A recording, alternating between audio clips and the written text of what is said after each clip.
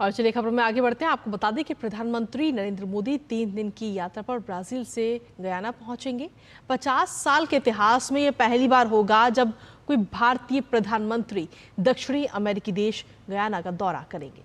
प्रधानमंत्री की ये यात्रा कितनी खास है और इससे दोनों देशों के बीच द्विपक्षीय संबंधों को कितनी मजबूती मिलेगी, इस पर हमारे संवाददाता अभिषेक सिंह ने बात की गयाना में भारतीय उच्चायुक्त अमित तेलंग से। आपको सुनाते हैं। प्रधानमंत्री नरेंद्र मोदी 3 दिनों के दौरे पर गयाना आ रहे हैं।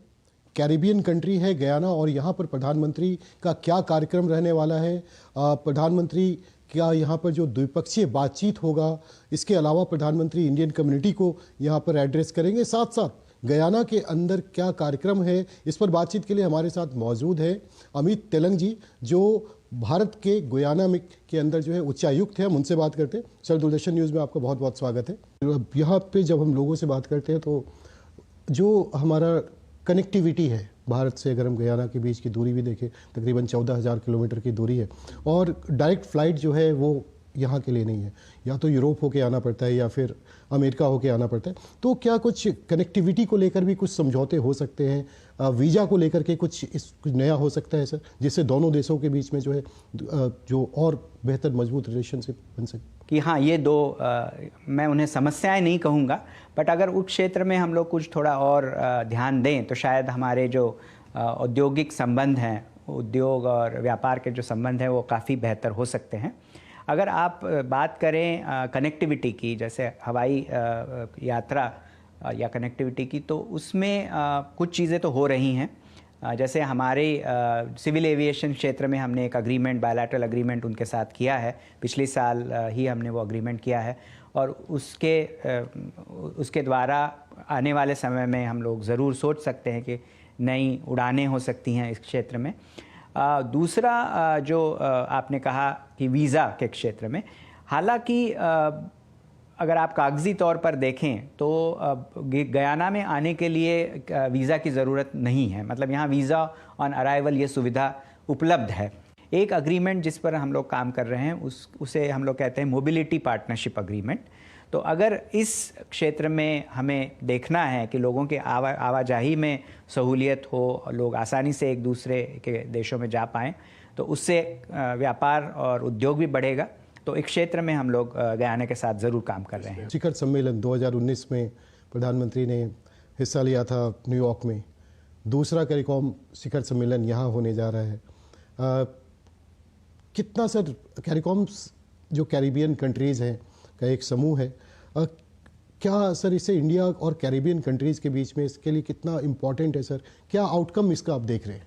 2019 में हाँ शिखर सम्मेलन हुआ था। प्रधानमंत्री जी जो करीबियन जो 14 देश हैं, 15 देश हैं, उन 15 देशों के राष्ट्राध्यक्षों से और उनके प्रधानमंत्रियों से मिले थे।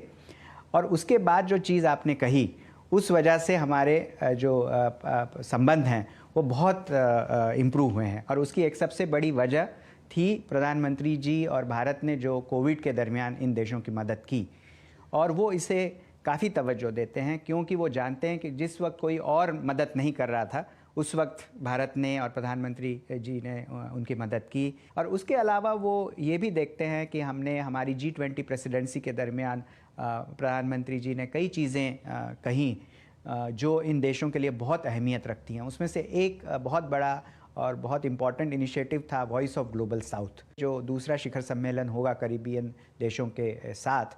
उनमें ये सब मुद्दे ज़रूर इस पर चर्चा होगी और इनमें से ज़रूर कुछ न कुछ ऐसे मुद्दे निकलेंगे जिससे कि हमारे संबंध जो हैं वो और बेहतर होंगे। पीएम के इस विजिट से सर कल्चरल एक्सचेंज जो है दोनों कंट्री के बीच में, कल्चरल मतलब लोगों के बीच की जो ये है, इसमें सर इसको कितना बढ़ावा मिलेगा? Indian dance culture, classical dance भी हमने देखा यहाँ होते हैं, योगा को काफ़ी यहाँ पे लोग अप्रिसिएट करें, योगा सेंटर भी है। तो सर जो भारतीय चीज़ें हैं उसका क्या फ्यूचर देख रहे हैं सर? कितना इससे यहाँ पे और बढ़ावा मिलेगा? जी, मैं कहूँगा कला और संस्कृति तो हमारे जो द्विपक्षीय संबंध है उसका सबसे महत्वपूर्ण आयाम है, एक पिलर है। और जैसा कि आपने कहा, बिल्कुल सही कहा, 1972 में हमने यहाँ पे इंडियन कल्चरल सेंटर, भारतीय सांस्कृतिक केंद्र, जो ICCR द्वारा कई देशों में हमने बनाए हैं। तो इस रीजन में शायद वो पहला केंद्र था। और तब भी हमें ये पता था कि जो कला और संस्कृति है उसका कितना बड़ा योगदान डिप्लोमेसी में होता है। और मैं आपको बताना चाहूँगा कि यहाँ ऐसे कई लोग आपको मिलेंगे जिन्होंने भारतीय सांस्कृतिक केंद्र, इंडियन कल्चरल सेंटर, आजकल हम उसे स्वामी विवेकानंद सांस्कृतिक केंद्र कहते हैं, वहाँ पे उन्होंने नृत्य, संगीत, योग, इन सब की शिक्षा ली है। आप कुछ लोगों से मिल रहे हैं, यहाँ पे ऐसे कई लोग आपको मिलेंगे कि जो हिंदी नहीं जानते, बट अगर आप कोई उनको हिंदी गीत गाने के लिए कहेंगे तो वो आज भी बिल्कुल आपको मुकेश, लता मंगेशकर, तो जगह पे रास्ते पे भी देखा सर हमने जहाँ पे हिंदी गाना, बिल्कुल हिंदी गाने वो बड़े ही मैं कहूँगा गौरव के साथ हिंदी गाने गाते हैं, गाने चलाते हैं। आप कहीं भी जाएं, किसी भी सांस्कृतिक अगर कोई एक्टिविटी हो रही है तो वहाँ हिंदी गाने बहुत चलते हैं, भजन हैं, बॉलीवुड के गाने हैं। तो भारत से उनका जो जुड़ाव है वो बॉलीवुड और हमारी संस्कृति के द्वारा तो बहुत है। धन्यवाद सर दूरदर्शन न्यूज़ से बात करने के लिए आपका। तो आपने सुना सर को कि न सिर्फ दोनों देशों के बीच के कल्चर को और मजबूत करेगा, दोनों देशों के बीच में जो है व्यापार को, चाहे शिक्षा के क्षेत्र में हो, मेडिकल सुविधाओं को लेकर के हो, इंफ्रास्ट्रक्चर डेवलपमेंट को लेकर के हो, इनको बढ़ावा देगा। बल्कि एक आप समझ सकते हैं 14,000 किलोमीटर की दूरी पर भारत और गयाना के बीच में प्रधानमंत्री के इस दौरे से यहाँ के लोगों को लगता है कि यहाँ पे एक बड़ा क्रांतिकारी बदलाव आएगा। जिस तरीके से प्रधानमंत्री ने भारत के अंदर कायाकल्प किया है देश की उन्नति के लिए, 5 ट्रिलियन इकोनॉमी की तरफ जिस तरीके से हम रफ्तार से बढ़ रहे हैं, वैसे ही गयाना को भी उम्मीद है कि प्रधानमंत्री का यह दौरा उनके लिए कई सौगात लेके आएगा, जिसका फायदा गयाना को भी होगा और भारत को भी होगा। Abhishek Singh, DD news, Georgetown, Guyana. तो प्रधानमंत्री का ये दौरा अपने आप में काफी अहम है। साथ ही प्रधानमंत्री नरेंद्र मोदी 3 दिन की यात्रा पर ब्राजील